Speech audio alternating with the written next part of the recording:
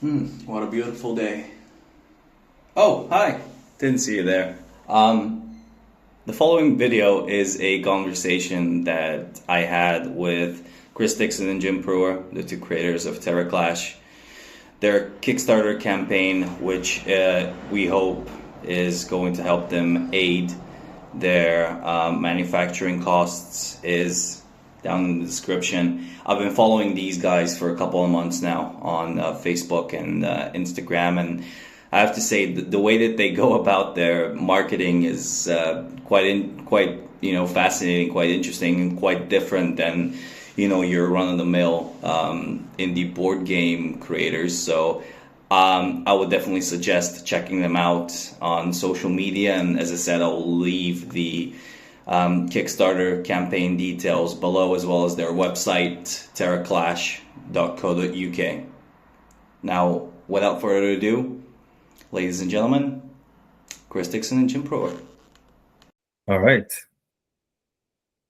Cool. Well, Chris and Jim, thank you very much for taking the time. I know that you guys are quite busy, and Jim, I know that it's a rare time off for you. So I'll just cut right to the chase. So when you think back to the very start of TerraClash, what moment made you say, like, yes, we have to make this game? And has that original idea changed much as you've prepared for the Kickstarter? For the aha moment for me, I was listening to Chris's very imaginative and creative ideas about his monsters from his mental health books he wrote for children.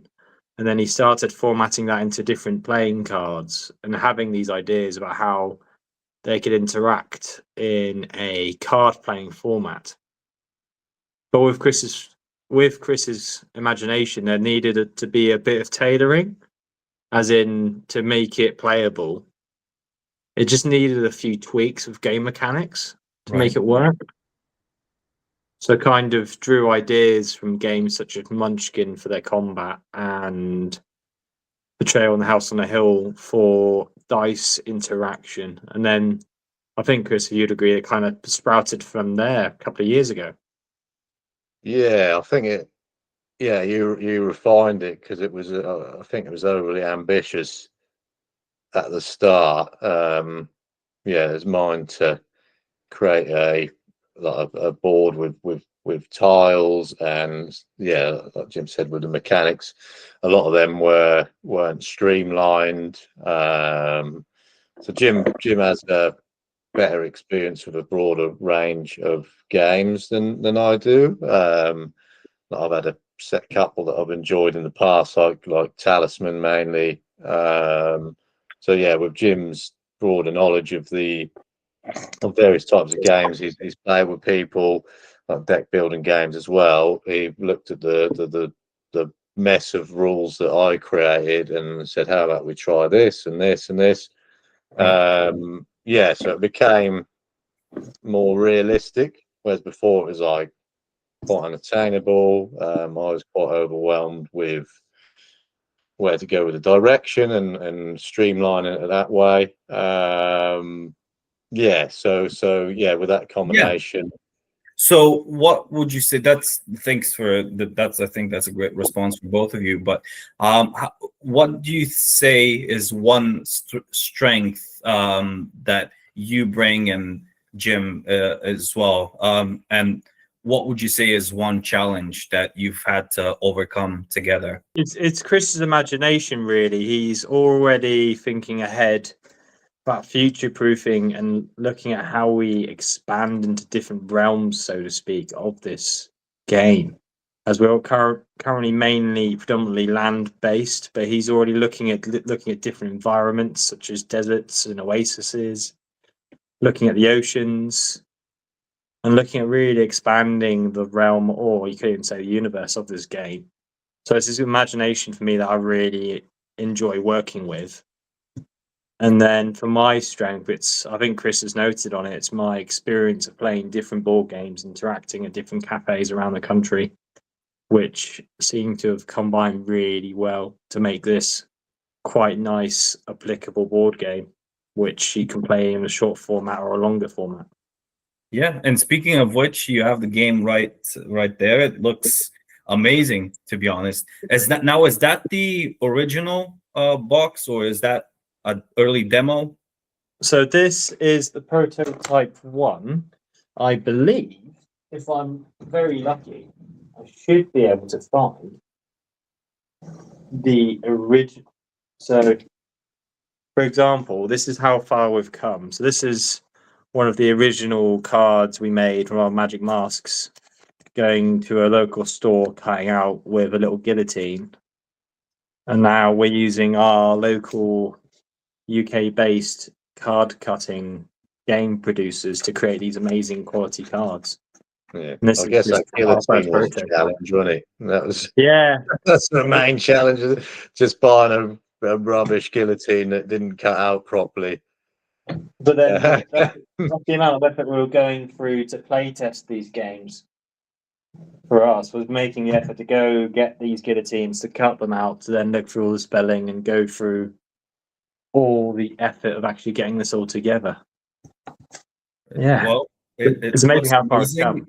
And with the Kickstarter launch coming up, why did you both decide to fund TerraClash this way? And how would you have designed this campaign and rewards to give backers something special? I mean, how would you reward people that are willing to sign up? I think the main reason why we went through Kickstarter was then we gave the players the control of the content they wanted to see within the game. In theory, for us, it's all about what the players want to see. So with some of our different tiers of joining our Kickstarter, you get the personalization the higher up you go. Towards silver and gold, you get player content created cards that tailor to how a player either wants to perceive their cards, having their own pictures and their own creatures on there, then having their own relic weapons, which makes it personalized to them. Right. And then because with board games, you normally get what you're given. And I think for us, our unique trait is you get to make it the way you want to. And then with tweaks, even our rule books, we say you can tweak it how you want to. We've given a template for how you want to play. But it's down to you what you want to achieve and what you want to get out of it and how you want to clash. Yeah. Yeah. And I suppose it has to do with funding manufacturing rather than building the game, because as far as I know, the game is done. I mean, the main concept and everything. This is just about manufacturing and getting it out to as many people as possible, right? Yeah, absolutely. So with the design process, we've wanted to get to a stage where we can say to backers that, if you back this, you're not backing a concept that we're going to have to take months to build.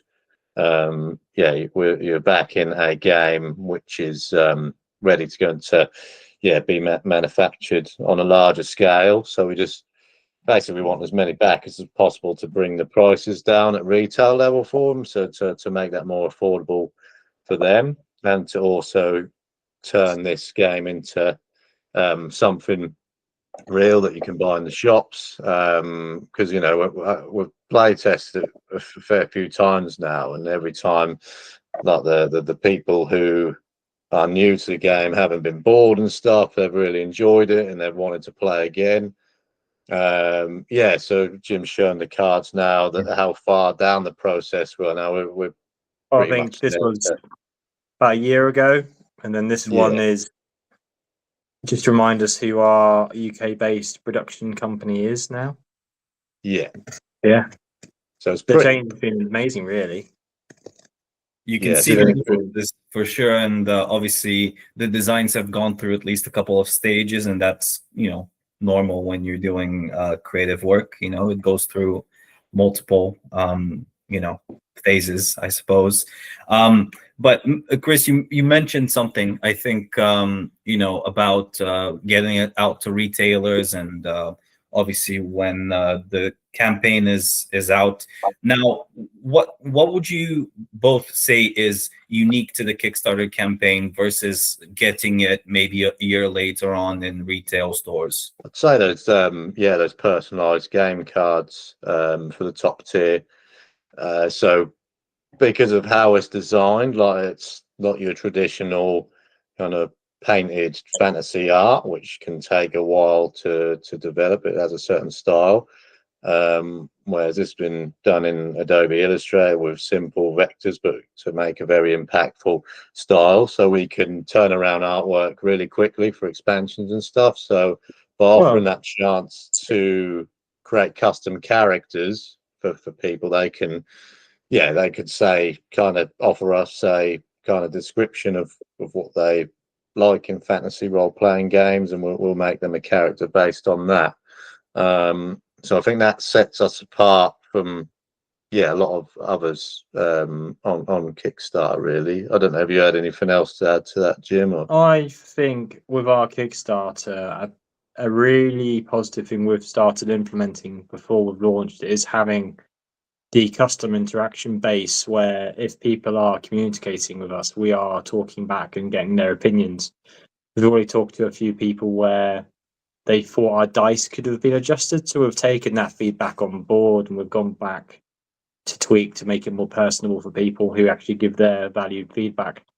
So when we can, if we get the feedback needed, we do work on it to try and improve it for the players, as the players are the most important people within this. So and part of that feedback is also the long campaign guy on social media who's been very helpful with feedback from initial photos and stuff.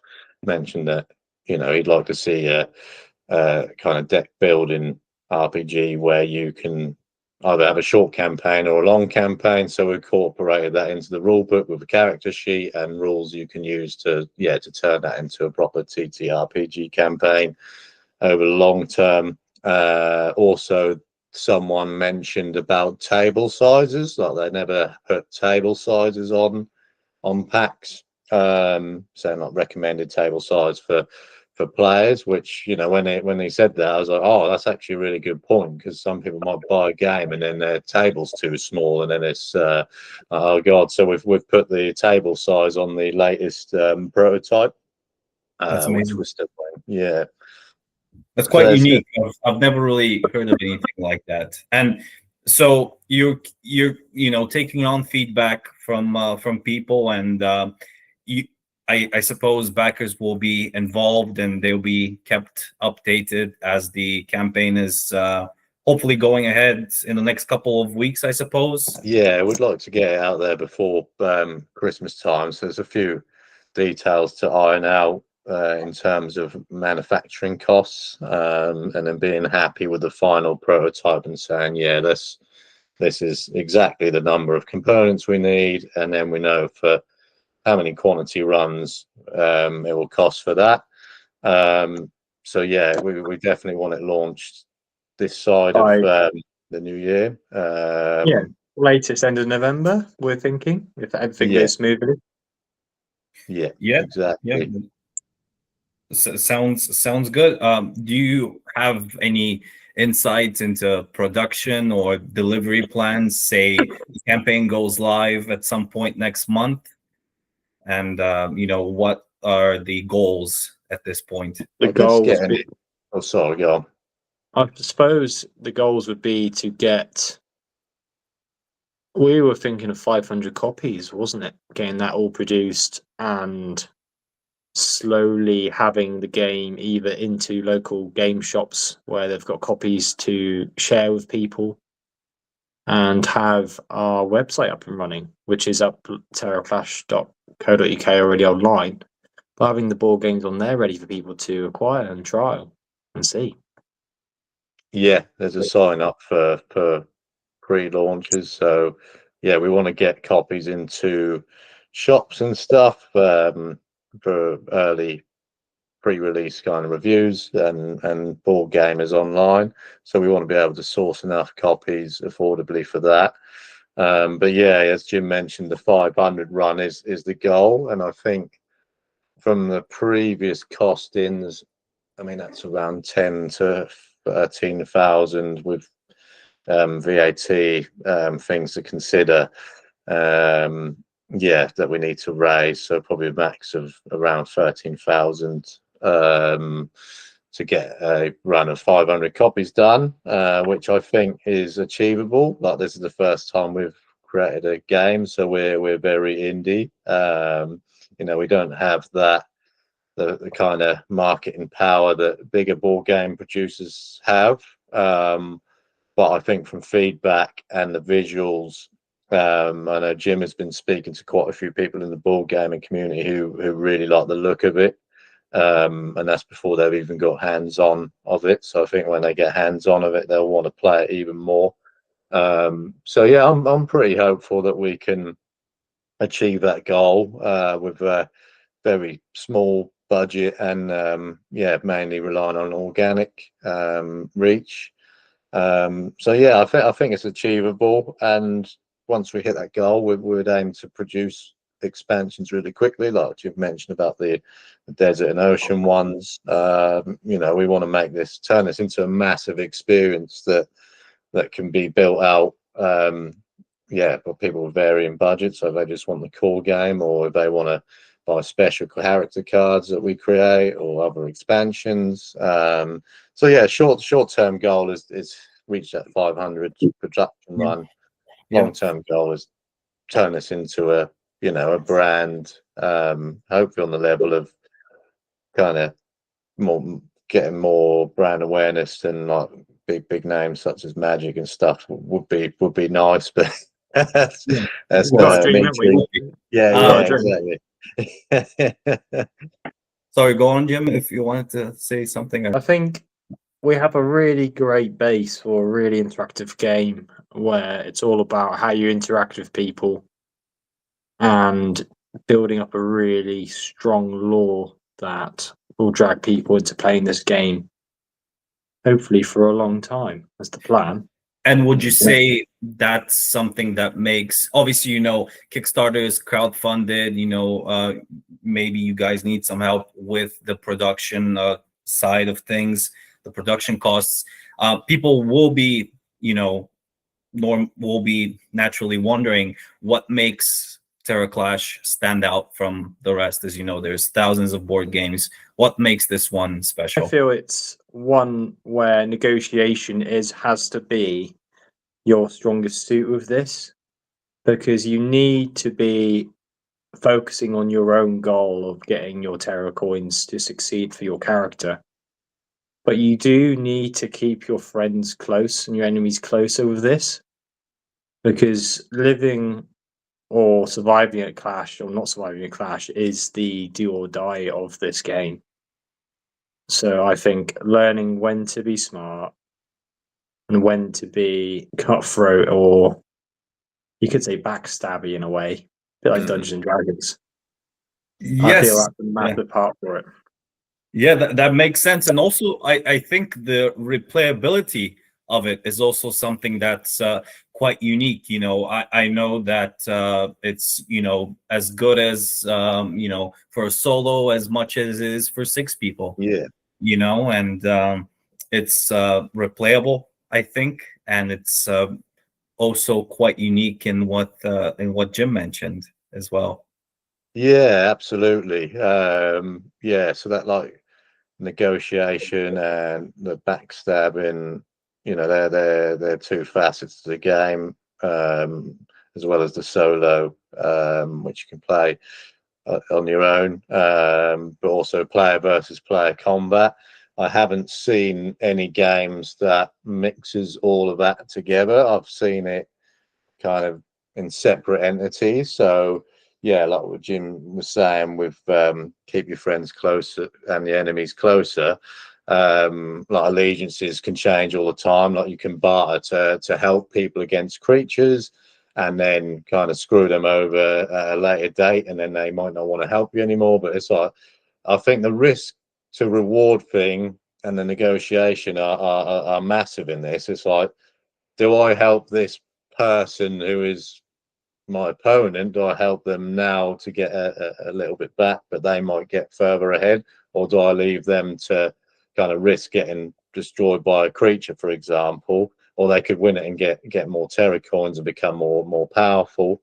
Like mid-round trading and stuff, so you can trade off items with other players. So yeah, it's got a kind of, we wanted it to be, so like if it's not your go, it's still entertaining. Like other players control the creatures and stuff, and then the final boss is playing another character card which has not been used in the game, and then all your opponents control that card. So it's like we didn't want people kind of just sitting there through all the rounds. It's engaging all the time. So it's kind of picked all the best bits of certain gaming types and thrown them all together, and I think it's all matched up quite nicely, really, and has a lot of variety. And like you said, Alex, about the replayability, we've introduced team modes as well. So like in your standard game, say you got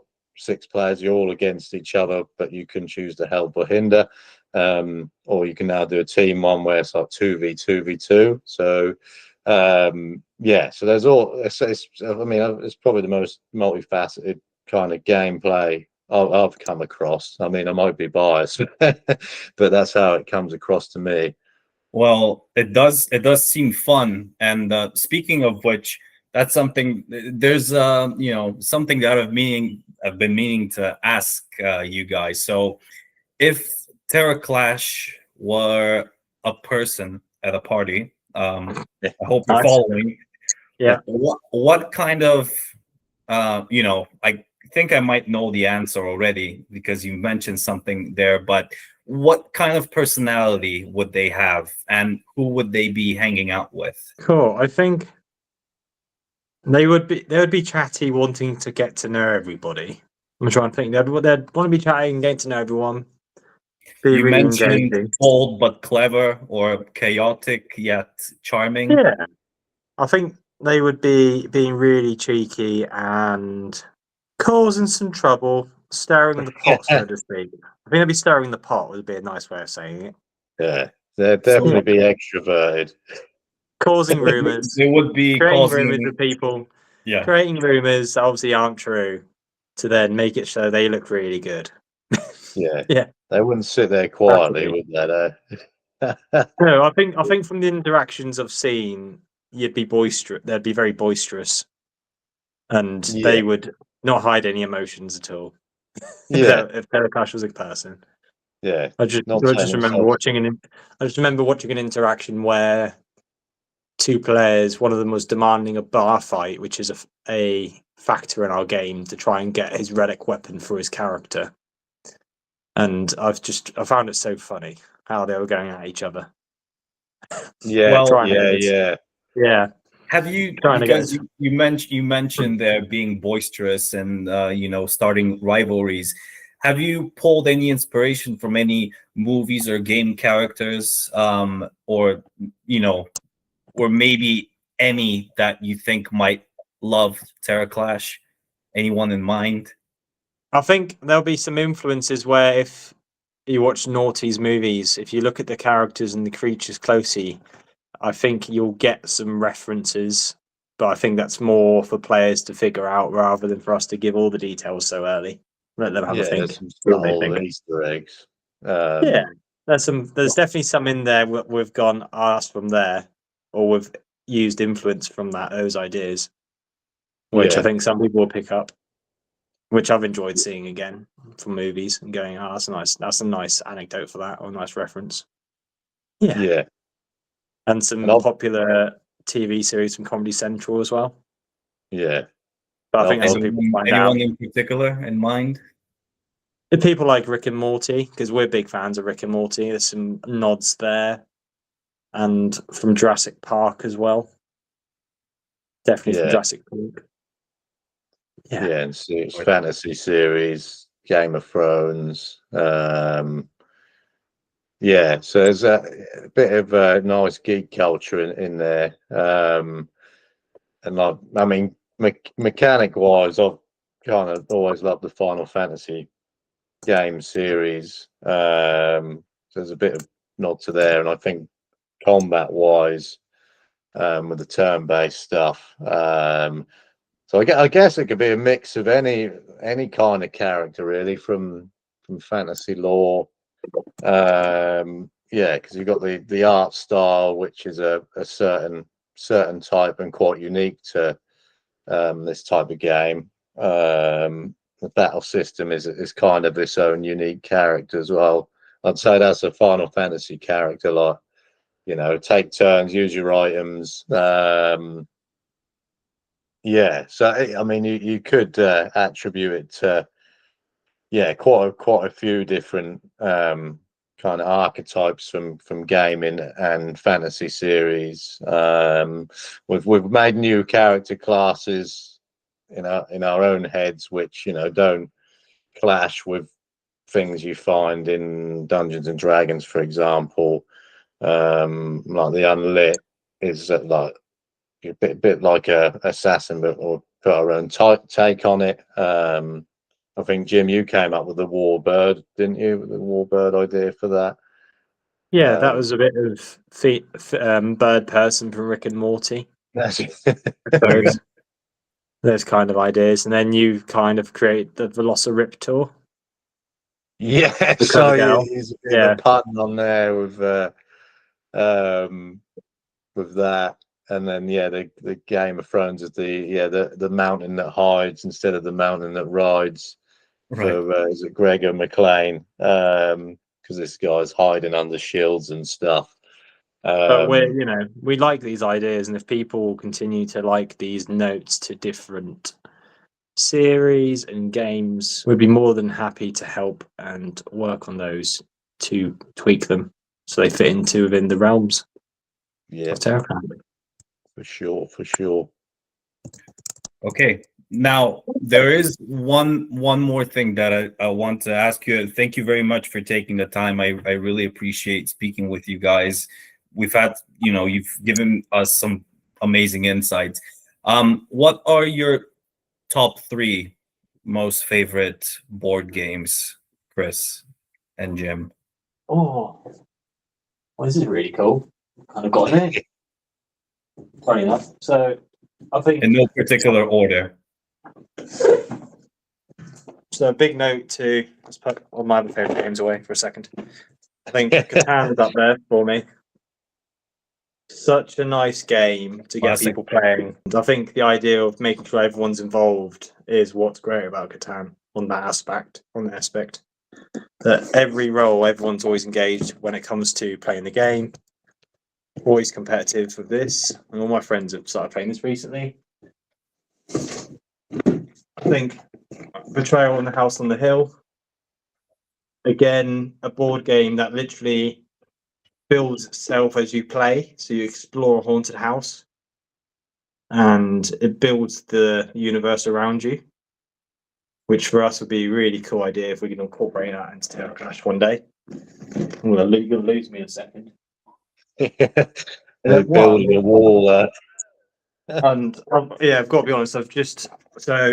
I'm a teacher at the moment. I still am a teacher, but I've got a copy of this at school, so I've had to buy another copy. Exploding Kittens, but I've been lucky enough to get this for £2 from a charity shop, which is a bargain. So, it's a bit like Chase the Ace, but they've made it into a really good. Well, this was a really good Kickstarter that I tried to back, I believe. But yeah, where you got to try and avoid getting an exploding cat, which is amazing. Yeah, they're definitely a brand. So Yeah, but it's that.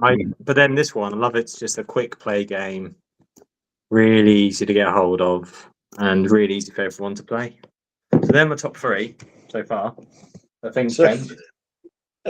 Amazing, Chris. Do you agree with any of those, or do you have your own top 3? I haven't actually played any of those. So I know Jim's mentioned Catan before. I know that's a big hit in the. Well, I think when you come visit up here and we go see Dicebox in Worcester, you're gonna have to come out and play some games. I think. You haven't come up with it because I used to. For background, I used to live next to Chris, I moved up to the Midlands, so it's about time he came and visited the Midlands, I think. Yeah, I do need to. Yeah. Yeah, we'd like to tour some game shops. I'd say my top three. I'd say Talisman's my number one. Yeah, it's got a rectangle board where you go through different kind of levels on it. Very much fantasy game, and lots of dice rolling, and yeah, combat around the board, and quite a difficult game to win because you get in the center of the board and you have to do a certain scenario. But that's a pretty cool game. Second, I've got the Game of Thrones board game, which is, I mean, I reckon it's like Risk on steroids, really. Yeah, you choose a faction, whether it's the Starks or the Lannisters, and yeah, you have to conquer lands. You get heroes cards. Probably the third favorite game is the classic backgammon, which Jim's dad got me into a few years back. I've been trying to learn it. It's not as easy as people make it out to be, you know. Yeah, it takes a bit. Counting involved. Just don't let pieces get trapped. Don't let Yeah. pieces get trapped. I remember playing it as a kid on the computer, and I didn't understand it. But yeah, till a few years ago, yeah, it takes a few tries got with all the different dice combinations. But I guess there's a certain element of that to TerraClash as well, wouldn't you say, Jim, with the getting decent dice rolls, but then deciding what's the best thing to do with those dice rolls. That's how I see backgammon. Is there's a lot of luck involved, but it's like, what do you do with that luck? Which moves do you make? Because there's always a different option, different route. Do you leave yourself vulnerable and go for the attack, or do you play conservatively and defend? Do you hope for a critical, or do you escape with your life and not lose any resources? Yeah, live to fight another day. It's all that risk and reward and risk management. As best as we can, we've tried to work out the maths on dice rolls and percentages on when things happen. But I think that's what makes TerraClash quite exciting, like backgammon. If you get a double on backgammon, you get 4 rolls. But for us, if you get a critical, you double your damage, which can be life and death, really. Yeah. And then being able to manipulate that whenever you need to, sometimes with some of the magic spells we've put in. I think it's also quite nice the fact we've managed to balance magic when it comes to balancing magic spell users and physical player characters, because our monk and our soldier are more physical weapon wielding characters, where you have your sorcerer and demon as your more spellcasters, but then each of their unique abilities. So you get different play styles.